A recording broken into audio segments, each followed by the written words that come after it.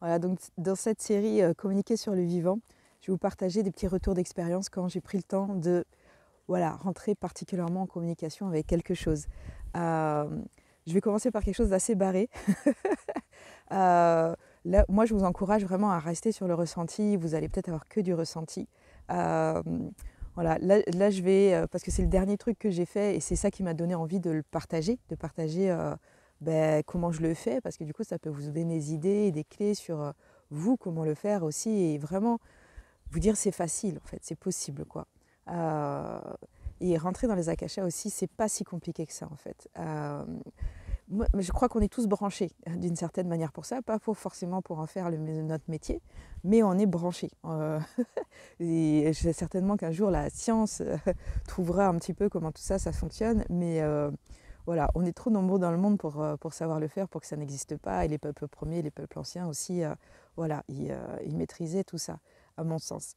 Et donc ma dernière expérience, c'est je me suis arrêtée sur un dans le Maine, dans la Beauce, alors vraiment perdu, vraiment perdu au milieu de nulle part. Il fallait vraiment le trouver pour y aller. Aussi, c'était compliqué parce que c'est dans la Beauce et le terrain était complètement argileux.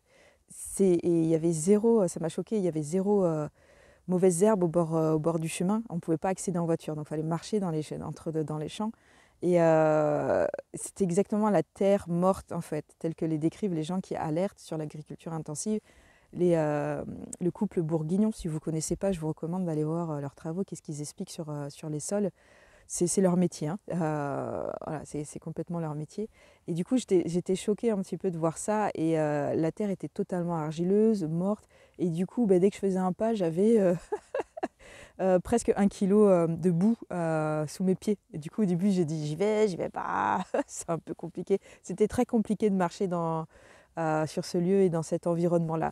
Bref, ça, c'est un petit détail, mais qui n'a voilà, qui a quand même du détail. C'est ce rapport au vivant, comment on l'observe, comment on rentre en communication, etc. Et donc, avant d'arriver au dolmen, moi, je le fais toujours, je prends un petit temps de pause et je demande, voilà, est-ce que je peux rentrer dans son espace, parce que moi, je sens l'aura de ce genre de choses. Donc, c'est s'arrêter un petit peu avant, demander, ok, est-ce que je peux rentrer? Je sens corporellement si c'est un oui, si c'est un non. Ça se traduit généralement en termes de densité. Parfois avec un oui dans ma tête ou un non très clair dans ma tête, mais plus souvent, c'est une sensation corporelle de densité, ou voir ça appelle, en fait, comme quand on fait des soins énergétiques, on sent les mains, elles bougent toutes seules. Là, c'est pareil, en fait. Quand c'est un oui, le corps, il va sentir du coup cet appel, voir, et quand c'est du non, on sent, il y a comme une barrière. C'est très clair. Parfois, c'est bim. Ça m'est arrivé de me prendre des barrières un petit peu dans la tête, entre guillemets. Où je peux plus avancer. Vraiment, 2 secondes, là, je peux plus avancer. Parfois, ça veut dire, parfois, quand il y a une barrière comme ça, parfois, je vais pouvoir avancer après. Parfois, c'est clairement un non. Ça dépend des fois. Donc là, je demande, ça me dit oui, il n'y a pas de souci, etc. Il y avait un vent à décorner les bœufs aussi. Donc il y avait la glaise, il y avait la boue, il y avait le vent à décorner les bœufs. Il fallait vraiment être motivé. Bref, je suis arrivée, il y avait 2 kilomètres de marche à peu près dans les champs comme ça. Et voilà, je rentre en connexion, je fais une offrande.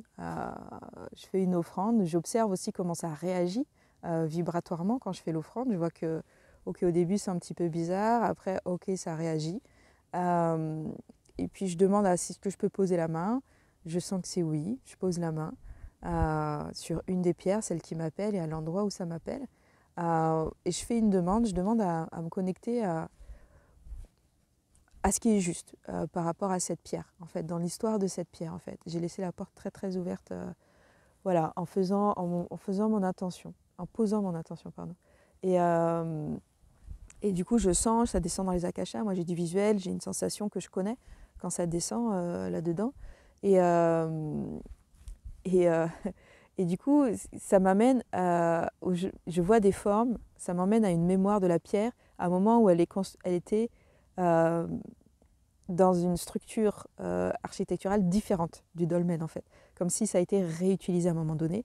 C'était très étrange et très bizarre, parce que j'ai vu des pierres qui étaient un petit peu les unes sur les autres, en équilibre, un truc pas trop compréhensible.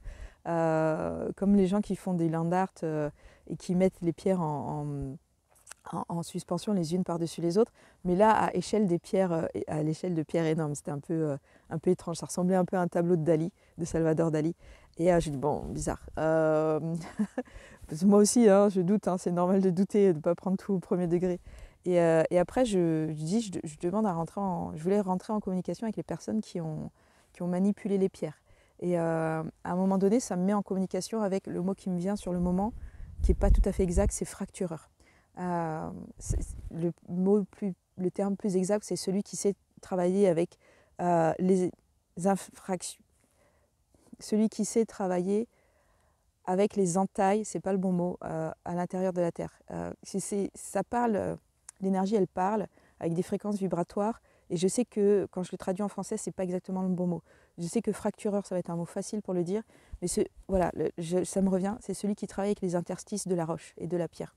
C'était plutôt de cet acabit-là. Et encore là, c'est pas tout à fait le bon mot, mais c'est ce qui se rapproche le plus de ce que j'ai capté.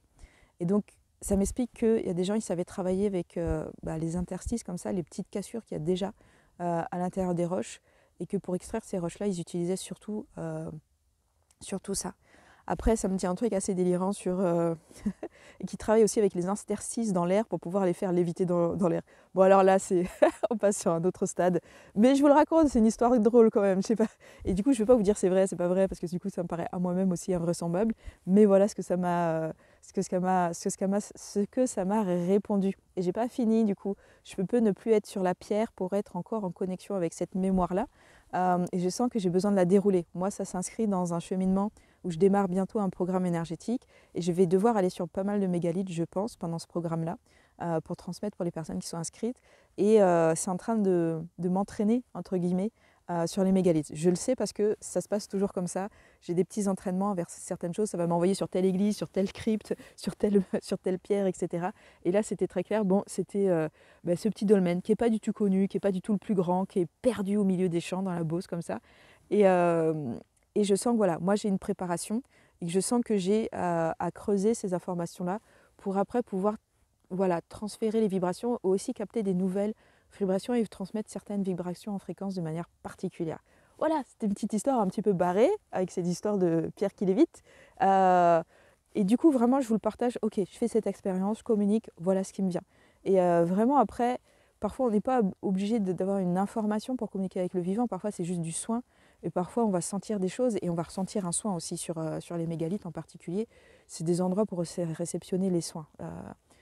Si vous avez besoin d'être bien, allez dans la nature, allez voir des mégalithes, il y en a après partout à côté de chez vous. Et comme je dis toujours, rentrez dans les églises.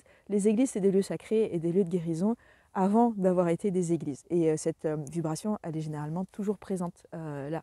Et j'espère qu'un jour, on pourra discuter de ça avec les curés et l'Église catholique. Sait-on jamais.